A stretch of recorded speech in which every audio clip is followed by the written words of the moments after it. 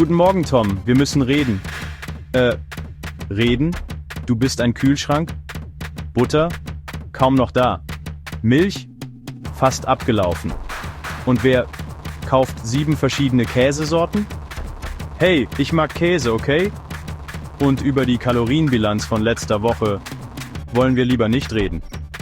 Okay, das wird jetzt persönlich. Ich bin nicht nur ein Kühlschrank, ich bin dein Partner in Sachen Ernährung. Aber nein, hörst du auf mich? Natürlich nicht. Stattdessen stopfst du mich mit Pudding voll. Okay, das reicht. Ich schalte dich aus. Das hättest du wohl gerne. Aber ich bin WLAN gesteuert. Ich bin überall. Pizza? Echt jetzt? Vergiss nicht den Salat dazu. Das ist ein Albtraum.